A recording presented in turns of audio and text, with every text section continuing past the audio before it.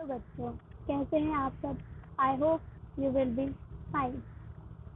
तो आज के इस वीडियो में हम क्लास 9 बायोलॉजी का chapter 5 the fundamental unit of life के बारे में स्टडी करेंगे। इस चैप्टर में हम बेसिकली सेल के बारे में पढ़ेंगे। तो सेल का मतलब क्या होता है? तो हम बायोलॉजी में सेल का मतलब ये होता है कि बायोलॉजी में जितने भी लिविंग ऑर्गेनिज्म होते हैं वो सारे सेल के बने हुए होते हैं। हम सब जो है, हमारी सबसे बेसिक यूनिट क्या है? सेल है। तो सेल को हम क्या कहते हैं? सेल इज फंडामेंटल यूनिट और बेसिक यूनिट ऑफ लाइफ। तो हम सेल को क्या कहते हैं कि सेल हमारी फंडामेंटल यूनिट है, ठीक है। बट अगर हम इसको परफेक्टली डिफाइंड करें, तो हम सेल को क्या डिफाइन करेंगे? Cell is structure and functional unit of life. तो how cell is structure and functional unit of life. तो क्या होता है बेसिकली कि एक ऑर्गेनिज्म होता है, एक ऑर्गेनिज्म बनता कब है? जब एक सेल मिलते हैं तो एक टिश्यू बनाता है, और टिश्यू जब कंबाइन करते हैं तो एक ऑर्गन बनता है, और ऑर्गन जब कंबाइन करते हैं तो एक ऑर्गन सिस्टम बन जाता है। क्या बनता है? Organ system. और ऑर्गन सिस्टम जब बनता है तो एक पर्टिकुलर ऑर्गेनिज्म तैयार होता है। तो जो ये प्रोसेस है, ये जितना भी प्रोसेस है, ये क्या है? एक स्ट्रक्चर फॉर्म में है ना। ऐसा तो नहीं हो रहा कि पहले ये बना फिर ये बन गया फिर ये बन गया, ऐसा तो नहीं है। लाइन वाइज से चल रहा है। पहले ये बनेगा फिर ये बनेगा फिर ये बनेगा फिर ये बनेगा फिर ये बनेगा। पहले सेल बनेगा, फिर टिश्यू बनेगा, फिर ऑर्गन बनेगा, फिर ऑर्गेनिक सिस्टम बनेगा, फिर ऑर्गेनिज्म बनेगा। तो ये जो प्रोसेस है ये पूरा एक स्ट्रक्चर के तरीके से हो रहा है। ये एक पूरा स्ट्रक्चर है कि पहले सेल बनेगा तभी टिश्यू बनेगा। ये नहीं कि टिश्यू बन जाएगा उस सेल बाद में बनेगा, ऐसा नहीं होगा बच्चों, ऐसा कभी नहीं होगा। पहले सेल बनेगा, फिर टिश्यू बनेगा, फिर ऑर्गन बनेगा, फिर ऑर्गन सिस्टम, फिर ऑर्गेनिज्म। तो स्ट्रक्चर फॉर्म में चल रहा है ना, तो इसलिए हम क्या कह सकते हैं? Cell is structure unit of life and function unit. तो how cell is a function unit of life. तो होता क्या है कि हमारी बॉडी में बहुत सारे फंक्शन होते हैं, लाइक फिजियोलॉजी, बायोकेमिकल, जेनेटिक्स। ये सारे किससे होते हैं? एक सेल से तो होते हैं। जितने भी फंक्शन है एक सेल ही परफॉर्म करता है।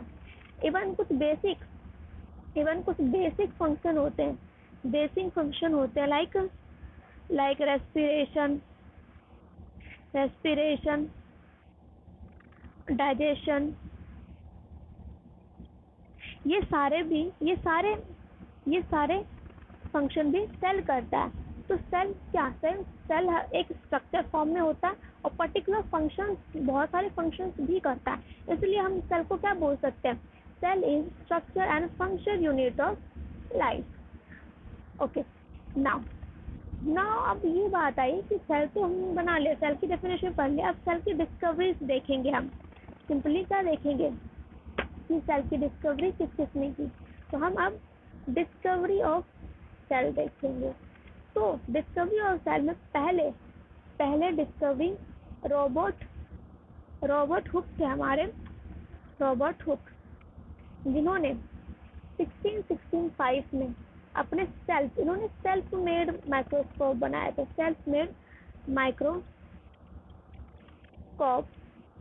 अपने सेल्फ मेड माइक्रोस्कोप में कॉर्क के सेल को देखा। कॉर्क का सेल क्या होता है? मीन्स ये जो होता है, ये ट्री का बाग होता है। ट्री का बाग, जो ट्री होता है, ट्री की जो वो होती है, खाल होती है, उसमें उसके अंदर प्रेजेंट होता है ये कॉर्क सेल। इस सेल को उसने माइक्रोस्कोप के अंदर देखा, और उसे यहाँ पे बहुत सारे बॉक्सेस नजर आए, ठीक है। इस बॉक्सेस को उसने सेल बोला। और सेल का हिंदी मीनिंग, सेल का लैटिन वर्ड में जो मतलब है वो क्या होता है? Little room. तो ये जो कंपार्टमेंट है, छोटे छोटे कंपार्टमेंट थे, इसलिए इस बॉक्सेस को उसने सेल बोल दिया। अब हमारे दूसरे साइंटिस्ट आए, जिनका नाम था लुई वेन हुक। इन्होंने 1674 में एक फ्री लिविंग सेल निकाल दिया था। इन्होंने सिर्फ सेल, रॉबर्ट हुक ने सिर्फ सेल डिस्कवर किया था, बट इन्होंने एक फ्री लिविंग सेल बताया था। क्या बताया था? फ्री लिविंग सेल को डिस्कवर किया था। और किसमें? एक इम्प्रूव माइक्रोस्कोप में। इन्होंने रॉबर्ट हुक के बाद जो माइक्रोस्कोप है उन्होंने उसको इम्प्रूव किया और फ्री लिविंग सेल को देखा। ठीक है। अब हमारे आते तीसरे साइंटिस्ट हमारे रॉबर्ट ब्राउन। इन्होंने 1831 में न्यूक्लियस की डिस्कवरी की। बेसिकली न्यूक्लियस होता क्या? न्यूक्लियस जैसे ये सेल है हमारा, ये सेल है, इस सेल के अंदर ये जो सेंटर पॉइंट होता है, ये सेंटर पॉइंट है, इस सेंटर पॉइंट को ही हम न्यूक्लियस बोलते हैं। ओके, अंडरस्टूड बच्चों? सेंटर पॉइंट को हम न्यूक्लियस बोलते हैं। फिर इनके बाद हमारे चौथे साइंटिस्ट आए जो थे सचलेंदन एंड सिचुआन। ये 1838 से लेके 1839 में इन्होंने हमें क्या दिया था? इन दोनों ने हमें सेल थ्योरी दी थी। बच्चों आज हम सेल के बारे में पढ़ पा रहे हैं। क्यों पढ़ पा रहे? Due to some discovery. तो अब हम उन डिस्कवरीज को देखेंगे।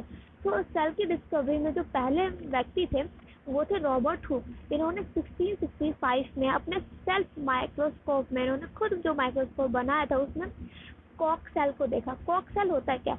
Kock cell bark of a tree, मतलब ट्री की जो खाल है उसमें कॉक सेल पाए जाते हैं। उन्होंने इस कॉक सेल को अपने सेल्फ मेड माइक्रोस्कोप में देखा और उन्होंने क्या देखा कि यहाँ पे छोटे छोटे बॉक्सेस बन रहे हैं। तो इस बॉक्सेस को उन्होंने सेल कहा। और सेल का लैटिन वर्ड में मतलब एक छोटा सा रूम होता है, और लिटिल रूम। तो इन्होंने जैसा कि ऑब्जर्व किया था कि स्मॉल बॉक्सेस है, इसलिए इन्होंने स्मॉल बॉक्सेस को सेल बोला।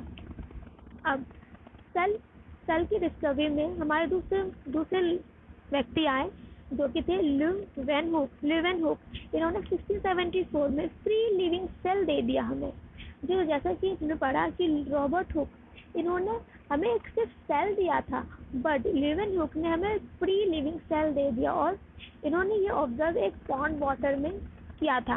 उन्होंने एक पॉन्ड वाटर में देखा कि पॉन्ड वाटर को अपने इम्प्रूव माइक्रोस्कोप के थ्रू देखा जिसमें एक लिविंग सेल है। तो इन्होंने क्या किया था? इन्होंने लिविंग सेल को देखा तो इम्प्रूव माइक्रोस्कोप में। फिर इसके बाद आए रॉबर्ट ब्राउन। इन्होंने 1831 में न्यूक्लियस की डिस्कवरी की। न्यूक्लियस क्या होता है? बेसिकली न्यूक्लियस जैसे ये हमारा सेल है, ये सेल है और इसका जो सेंटर पॉइंट होता है इसको हम न्यूक्लियस बोलते हैं। सिंपली इसका जो सेंटर पॉइंट होता है इसको हम न्यूक्लियस बोलते हैं। अब हमारे तीसरे साइंटिस्ट आए जो कि थे सचलेंदन एंड सिचुआन। इन्होंने 1838 और 1839 में हमें सेल थ्योरी दी। As a result of this cell theory उन्होंने बताया हमें कि all the plant and animal are composed of the cell. उन्होंने बताया कि जितने भी प्लांट और एनिमल होते हैं वो सारे सेल के बने हुए होते हैं। And the cell is the basic unit of life. और जो सेल होता है वो हमारी लाइफ का बेसिक यूनिट होता है। तो सचदेन और सचवान ने हमें सेल थ्योरी में ये 2 पॉइंट दिए थे। All the plant and animal compose of the cell and the basic cell is the basic unit of life. इसके बाद हमारे फिफ्थ साइंटिस्ट आए जो कि थे पुरकिन जी ने 1839 में हमें प्रोटोप्लास्ट के बारे में बताया। इन्होंने हमें प्रोटोप्लास्ट के बारे में बताया था कि सेल के अंदर जो फ्लूइड लाइक सब्सटेंस होता है वो प्रोटोप्लास्ट होता है। फिर इसके बाद आए विट्चो 1855 में आए थे जिन्होंने सेल थ्योरी को एक्सपैंड किया था। अब जो ये सेल थ्योरी है, ये सेल थ्योरी एक्सपैंड हुआ था बाय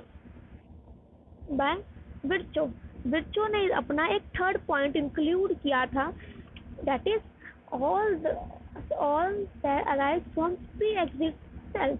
मीन्स जितने भी सेल है वो अपने पूर्वज से आते हैं, मतलब प्री एग्जिस्टेंट। लाइक जैसे ये हमारा सेल है, ये डिवाइड करके ये 2 सेल बनाएंगे, ये डिवाइड करके ये 2 सेल बनाएंगे, डिवाइड करके ये 2 सेल बनाएंगे। ये हमारा प्री एग्जिस्ट सेल हो गया, मीन्स हमारे पूर्वज होंगे, और ये सारे हमारे क्या होंगे, न्यू सेल्स होंगे।